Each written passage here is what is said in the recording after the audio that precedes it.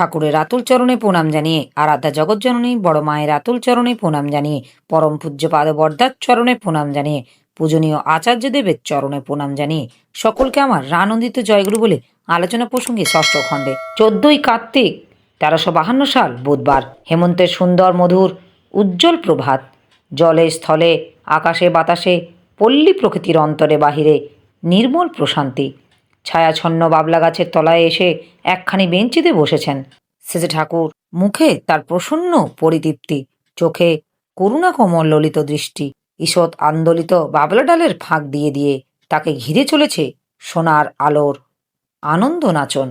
গতরাত্রে আলোচনার আনন্দে উদ্ভাসিত হয়ে আছেন স্পেন্সার দা ও হাউসার ম্যানদা। সেই নেশায় আজ আবার ছুটে এসেছেন কেষ্ট ভট্টাচার্য, সুশীল বসু, যতীন দাস প্রভৃতি এসে জুটেছেন। কথাবার্তায় আলাপ আলোচনায় ধীরে ধীরে আসর জমজমাট হয়ে উঠল। ক্রমেই লোকের ভিড় বাড়তে লাগলো। হাউসার ম্যানদা জিজ্ঞাসা করলেন, কোনো ছাত্রের বাড়ির পরিবেশ যদি শিক্ষার অনুকূল না হয়, স্কুলের ভিতর দিয়ে কি তার প্রতিকার করা যায়? সেজে ঠাকুর, সেটা পারা যায় শিক্ষকের তরফ থেকে, ছাত্রদের ভিতর অনুরাগ ও দক্ষতার সঞ্চারণের ভিতর দিয়ে। শিক্ষক দেখবে কেমন করে ছাত্রদের মাতৃভক্তি, পিতৃভক্তি, গুরুজনের প্রতি ভক্তি বাড়তে পারে। শিক্ষক প্রয়োজন মতো অভিভাবকের মতো যোগাযোগ স্থাপন করবে। অর্জুনে পটু সাশ্রয়ী কাজে সুন্দরের সমাপন, এই দেখে তুই বুঝবি লোকের দক্ষতা কেমনে। এই হলো দক্ষতার মাপকাঠি। বাস্তব কাজের মধ্যে ফেলে এই অভ্যাস ও গুণগুলি ফুটিয়ে তুলতে হবে ছাত্রদের চরিত্রে। আমার মনে হয় সাধারণ স্কুল করার চাইতে যত বেশি হয় তত ভালো। সব দেশের এর প্রয়োজন আছে। তথাকথিত শিক্ষা মানুষকে অক্ষম করে, অলস করে, তার প্রকৃত প্রদত্ত সদভ্যাস নষ্ট করে দেয়। এতে সেবা দেওয়ার চাইতে প্রতারণার কলা কৌশল সে বেশি করে শেখে। তাই ব্যবহারের গোড়ায় হাত পড়ে না। ইংরেজি ব্যবহার কথার মানে হলো হও বা পাও, অর্থাৎ যা পেতে চাও তদানুপাতিক যোগ্যতা অর্জন করো, নিজের চরিত্রকে সেভাবে নিয়ন্ত্রিত করো। দারিদ্র্যব্যাধি সংশোধনী বিদ্যালয় ঠিক ঠিক মতো চালাতে পারলে যোগ্যতাহীন দাবি দেওয়া বা পোষণহীন শোষণের বালাই থাকে না। টাকা থাকলে যে মানুষ দারিদ্র ব্যাধিগ্রস্ত হবে না, আর দারিদ্র হলে যে দারিদ্র ব্যাধিগ্রস্ত হবে, তার কোনো মানে নেই। দারিদ্র ব্যাধিগ্রস্তদের সাধারণত করা ও দেওয়ার আবেগের চাইতে পাওয়ার আবেগ বেশি। কাজে আনন্দ পায় না, কাজে মন বসে না, সেবা করার সমবেগ নেই, যাকে দিয়ে পায় তাকে উচ্ছল করার বুদ্ধি নেই, কেবল পয়সার দিকে নজর। গরিবের মধ্যেও এরকম লোক আছে, ধনীদের মধ্যেও এরকম লোক আছে। শিক্ষার ভেতর দিয়ে তাদের মধ্যে করা ও দেওয়ার আবেগ ফোটাতে হয়, তাদের অভ্যাস ব্যবহার ইস্তেমাল করে দিতে হয়। এতে উন্নত ধরনের শিক্ষকই সর্বপ্রথম এবং সর্বপ্রধান প্রয়োজন। শিক্ষক জুটলে স্কুলের জন্য প্রয়োজনীয় যা কিছু এবং ছাত্র সংগ্রহের সমস্যা তাকে কেন্দ্র করে সুবিন্যস্ত সমাধান লাভ করবেই। দারিদ্র ব্যাধিগ্রস্তদের নিয়ে যেসব শিক্ষক নাড়াচাড়া করবে, তারা নিজেরা যদি আদর্শে অটুটভাবে যুক্ত না হয়, তাদের মধ্যে দারিদ্র ব্যাধি সংক্রামিত হওয়ার ভয় থাকে। কিন্তু তাই অটুট আদর্শ অনুসরণে নিরত থেকে তাদের নিজেদেরকে হীনত্ব, অধ্যুষিত পারিপার্শ্বিকের প্রভাবমুক্ত রাখতে হবে। হাউসার ম্যানদা, স্কুলের বাইরে ছেলেদের দায়িত্বর কার উপরে থাকবে? রাষ্ট্র। সে কি দায়িত্ব গ্রহণ করবে? শেষে ঠাকুর, তখন তাদের দায়িত্ব সমবেত ন্যস্ত থাকবে পরিবার, পরিবেশ, শিক্ষাগার এবং রাষ্ট্রের উপর। শুধু আমার বাড়ি ছেলেপুলের জন্যই যে শুধু আমি দায়ী তা নয়, আশপাশের ছেলেপুলের ভালোর জন্যেও আমাকে সাধ্যমতো দায়িত্ব গ্রহণ করতে হবে। তার সঙ্গে আমার স্বার্থ জড়ানো আছে। তারা যদি ভালো হয়, আমার বাড়ির ছেলেপুলেদেরও তাতে মানুষ করে তোলার পক্ষে সুবিধা হয়। রাষ্ট্র ও দেশের মধ্যে এমন একটা উন্নত আবহাওয়া সৃষ্টি করে তুলতে চেষ্টা করবে যেখানে প্রত্যেকটি ছেলে সৎ হওয়ার প্রেরণা পায়। তাছাড়া সৎকে তারা পুরস্কৃত করবে, মর্যাদার আসন দেবে, অসৎকে কিছুতেই প্রশ্রয় দেবে না। রাষ্ট্রের কাছে যদি সতের সমাদর ও সম্মান থাকে, তাহলে প্রত্যেকেই সৎ হবার প্রেরণা পায়। তাই রাষ্ট্র যদি ধর্ম ও কৃষ্টির উপাসক হয়, সৎ ও সুধীজনের উৎসাহদাতা হয়, তাতে সকলেরই মঙ্গল। স্পেন্সার দা, স্কুলের আয় ব্যয় এবং পরিচালনা কিভাবে হবে? সেজে ঠাকুর, আধা সরকারি স্কুল হলে ভালো হয়। রাষ্ট্র ও জনসাধারণ আর্থিক সাহায্য থাকবে, কিন্তু আভ্যন্তরীণ পরিচালনা শিক্ষকরাই করবেন। রাষ্ট্রের উচিত সরকারের সর্বোচ্চ কর্মচারীদের চাইতে শিক্ষকদের বেশি করে মর্যাদা দেওয়া এবং শিক্ষকদের সহিত আচরণে এবং তাদের প্রতি ব্যবহারে সে শ্রদ্ধা নন্দনার ভাব বাস্তবে 10 জনের সামনে প্রকাশ্যভাবে ফুটে ওঠা চাই। যেমন রাজ্যপালের কাছে বা প্রধানমন্ত্রীর কাছে একজন শিক্ষক গেলে তখনই দাঁড়িয়ে উঠে গভীর শ্রদ্ধায় তাকে অভ্যর্থনা করা উচিত। রাষ্ট্র যদি শিক্ষককে এতখানি মান্য দেয়, তাকে গৌরব গরিয়ান করে 10 জনের সামনে তুলে ধরে, তখন ছাত্রদেরও শিক্ষকের প্রতি শ্রদ্ধা সমীহ আনুগত্যের ভাব বেজায় বেড়ে যায়। শিক্ষককে এতখানি শ্রদ্ধা মূল্য মর্যাদা দিতে হবে, তার কারণ তারা হলেন কৃষ্টি জীবন ও আলোকের দেবদূত। ব্রাহ্মণরা হলেন স্বাভাবিক শিক্ষক, তাই তাদের এত সমাদর। শিক্ষক তথা ব্রাহ্মণকে অতি মান্য দেওয়া মানে কৃষ্টি জীবন এবং আলোককে জাতীয় জীবনের তার যথাযোগ্য গৌরব আসনে আপ্রাণ আবাহনে সুপ্রতিষ্ঠিত করা। আমেরিকান সাহেবরা এতখানি শ্রদ্ধা ও আগ্রহ সহকারে শেষে ঠাকুরের কথা শুনছেন দেখে গ্রামের অনেক লোক কৌতূহলী হয়ে ডিসপেন্সারির পাশে এসে জড়ো হয়েছে। বালকদের মধ্যে এক একজন সবাই অলক্ষ্যতেই আঙুলি নির্দেশ করে কি যেন দেখাচ্ছে। শেষে ঠাকুর কথা সূত্র ধরে কেষ্টদাকে বললেন, শিক্ষকরা যদি তেমন হন তবে রাষ্ট্র তাদের শ্রদ্ধা করতে বাধ্য হবে। তাদের যোগ্যতার উপর সেটা নির্ভর করে। শেষে ঠাকুর, চরিত্র থাকলে রাষ্ট্র যদি তা স্বীকার না করে তাহলে হয় না। যীশুখ্রিস্টের এতখানি করা ছিল, কিন্তু রাষ্ট্র এর তা ধরা ছিল না। রাষ্ট্র তা স্বীকার না করে বরং উল্টো রং দিয়ে দিল। এতে রাষ্ট্র এবং জনসাধারণ সবাই বঞ্চিত হলো। রাজশক্তি প্রভৃত্ব শাসিত হলে যে লোকের কি দুর্দশা হয় তা বলে শেষ করা যায় না। মানুষের অস্তিত্ব নিরাপদ ও সুদৃঢ় হয় রাজশক্তি সহায়তা ও সমর্থনে। তাই রাষ্ট্র যা স্বীকার করে সাধারণ মানুষও তা আয়ত্ত করার জন্য একটা আগ্রহ বোধ করে। ভালো মানুষের তাই রাষ্ট্রের যথোপযুক্ত সমাদর এবং সম্মান দেখানো উচিত। তাদের সব রকম সুযোগ সুবিধা দেওয়া উচিত। তাতে স্বার্থের খাতিরেও মানুষ ভালো হবার তাগিদ বোধ করে। দুঃখ কষ্ট পীড়নকে উপেক্ষা করে ভালোকে আঁকড়ে ধরে থাকবে তেমন লোকের সংখ্যা খুবই কম, যদিও এইটে নিষ্ঠার মানদণ্ড।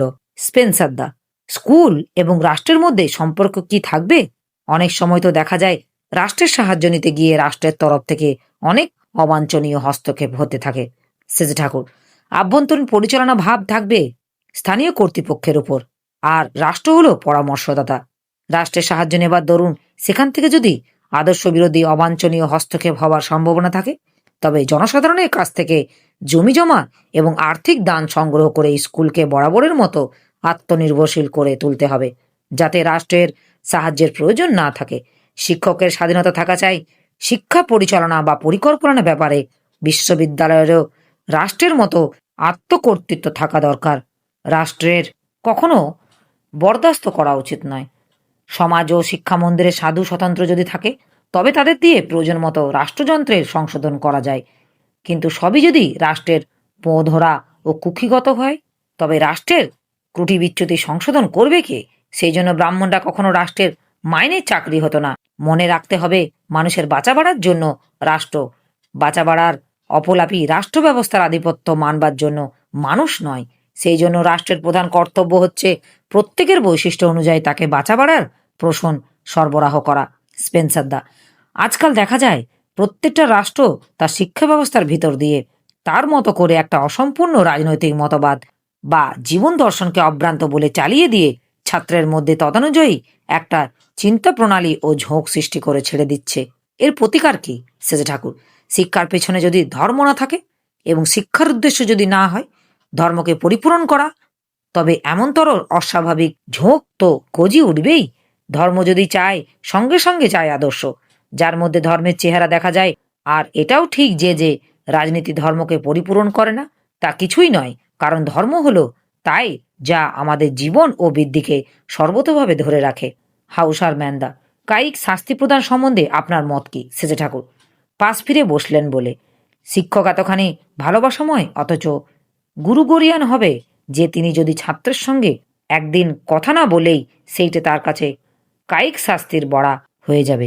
কায়িক শাস্তি যেখানে অনুমোদন করা চলে, যেখানে ছাত্রকে কোনো অসংশোধনীয় বা অপূরণীয় আশুপতনের হাত থেকে রক্ষা করার জন্য তার অনিবার্য প্রয়োজন হয়ে পড়ে, তবে এটা মানতেই হবে যে এই প্রয়োজনের আবির্ভাব যদি হয়, সেটা শিক্ষকের পক্ষে পরম অগৌরবের। এর মধ্যে একটা ব্যাপার ঘটেছে বলি। বড় খোকার একটা চাকর, সে মন খানেক ধান চুরি করেছে। তারপর বড় খোকা তার সঙ্গে অন্তরঙ্গভাবে আলাপ করাতে সেসব কথা স্বীকার করে। পরে সে অনুতপ্ত হয়ে বলে, বাবু, আমার চুরি করাই অভ্যেস। চাকরি করলে হয়তো আবার চুরি করব। তাই আর আমি আপনার চাকরি করব না, এই বলে সে বাড়ি চলে যায়। আর কাজ করতে আসে না। এর কয়েকদিন পর বড় খোকা 10 বাই 15 মণ ধান একটা গাড়িতে করে লোক দিয়ে তার বাড়িতে পাঠাইয়া দেয়। ধান দেখে ও জিজ্ঞাসা করে, কিসের ধান, কেন? তখন যারা ধান নিয়ে গিয়েছে তারা বড় খোকার নির্দেশ মতো বলে, বড়বাবু পাঠাইয়াছেন তোমার বউ ছাওয়ালের পাওয়ালের জন্যে। তোমার অপরাধের জন্য তারা তো দায়ী নন, তারা কেন কষ্ট পাবে? তুমি কাজ করো না, তারা খাবে কি? তাই বড়বাবু এই ধান পাঠাইয়া দিয়েছেন। সে তখনই অনুতাপে মাটিতে ঠুস হয়ে পড়ল। বুকের জ্বালা জোড়াতে না পেরে গামছা কাঁধে করে কোথায় যেন চলে গেল। সেখানে কদিন ছিল, কেবল কাঁদে, খায় না, কথা কয় না, কাঁদে। এখন এখানে এসেছে। বড় খোকা যতই ভালো ব্যবহার করে ততই সে মরমে মরে যায়। কি করবে ভেবে পায় না। সেদিন দেখলাম শরীর একেবারে শুকাইয়া গেছে। কত যেন অপরাধী আমার দিকে ভালো করে মুখ তুলে চাইতে পারে না। তাই মনে হয় মনোবিজ্ঞান সম্মত ভালোবাসাময় ব্যবহারে মানুষের বৃত্তির মর্মদেশ একেবারে ভেদ করতে পারলেই তবে মানুষ গলে, মানুষ বদলায়। স্পেন্সার দা, রাষ্ট্র ও পিতামাতারও তো কায়িক শাস্তিদান সম্বন্ধে ওই মনোভাব হওয়া উচিত। সেজে ঠাকুর, পারিবারিক ব্যাপারেও তো ওই রকম। তবে আমার মনে হয় রাষ্ট্র ও শাস্তি বিধান এমন হওয়া উচিত যে যদি কেউ গুরুতর অপরাধ করে তবে তার বিচারের পর তাকে ক্ষমা করার প্রাথমিক অধিকার হবে। যার প্রতি সে অন্যায় করেছে সেই ব্যক্তি নিজে। অবশ্য অভিযোক্তা ক্ষমা করলেই যে রাষ্ট্র সর্বক্ষেত্রে ক্ষমা করতে পারবে তা নয়। কারণ এমন সমস্ত ব্যাপার থাকতে পারে যেখানে অন্যায়কারীকে ক্ষমা করা সামাজিক ও রাষ্ট্রীয় জীবনের পক্ষে বিপজ্জনক। সেখানে অভিযোক্তা ক্ষমা করলেও রাষ্ট্রের পক্ষে তা করা সমীচীন হবে না। সে সমস্ত ক্ষেত্র ছাড়া অন্যান্য ক্ষেত্রে কঠোর দণ্ডাজ্ঞার পরও যদি বিক্ষুব্ধ অত্যাচারিত ক্ষতিগ্রস্ত যে তার ক্ষমাদানই রাষ্ট্র কর্তৃত্ব বহাল থাকে তবে অনেক কিছু সুফল করার সম্ভাবনা আছে। তার মার্জনা পেতে গেলে তখন দোষীকে তাকে খুশি করতে হবে, তৃপ্তি দিতে হবে। আপ্রাণ প্রচেষ্টার পর তার প্রাণ স্পর্শ করে, তার বুকের ক্ষত মুছে দিয়ে তাকে নিজের প্রতি অনুকম্প পরায়ণ ও মমতা আনত করে তুলতে হবে।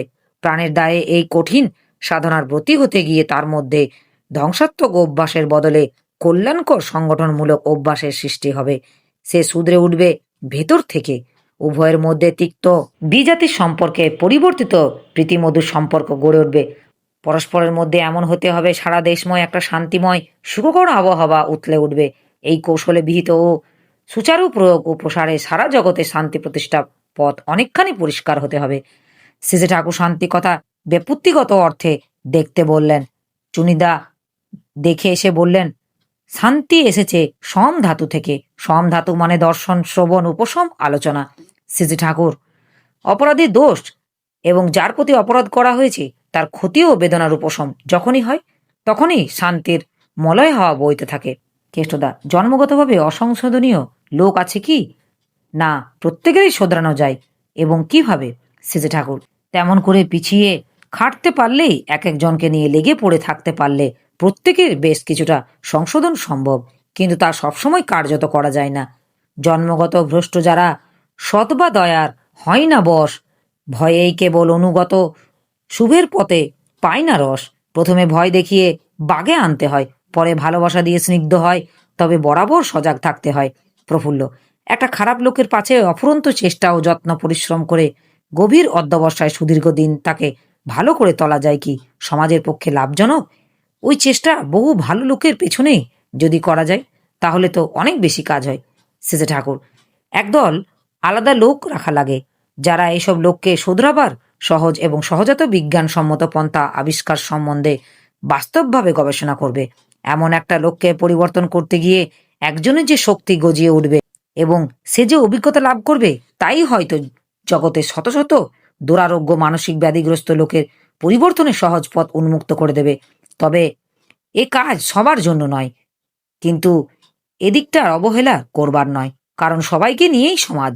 সমাজ দেহের যেখানে ক্ষত থাকে সময় মতো তার উপযুক্ত চিকিৎসা যদি না হয় তবে অন্যান্য অঙ্গ প্রত্যঙ্গ তা বিস্তার লাভ করবে। কথা বলতে বলতে বেলা হয়ে গেল। কখন কেষ্টদা, কখন যতীনদা, কখনো প্রফুল্ল দোভাষীর কাজ করে চলেছেন। অনুবাদের মাধ্যমে কথাগুলি পরিপূর্ণ রসটা ওরা হৃদয়ঙ্গম করে পারছিলেন না। কিন্তু শ্রীজি ঠাকুর প্রতিটি অভিব্যক্তির গভীর অভিনিবেশ সহকারে লক্ষ্য করছেন। শ্রীজি ঠাকুর কথার ছলে বললেন, আমি মূর্খ, কথা বলতে জানি না। স্পেন্সার দা, কথা আপনি খুব ভালো বলতে পারেন। কথা বলার সময় আপনার সমস্ত সত্তাই সক্রিয় হয়ে ওঠে। তাই আপনার অভিব্যক্তি দেখে আমরা অনেকখানি অনুভব করতে পারি। শ্রীজি ঠাকুর, তাছাড়া আমার উপায় কি? বোবারা দেখে না মানুষের মনের ভাব বোঝাতে কত চেষ্টা করে। সকলে হো হো করে হাসতে লাগলেন। আমার এই আলোচনা প্রসঙ্গে কিছু ভুল ত্রুটি হয়ে থাকলে আপনারা আমায় ক্ষমা করবেন। উপস্থিত দাদা, ভাই, বোন, মায়েদের আমার আনন্দিত জয়গুরু।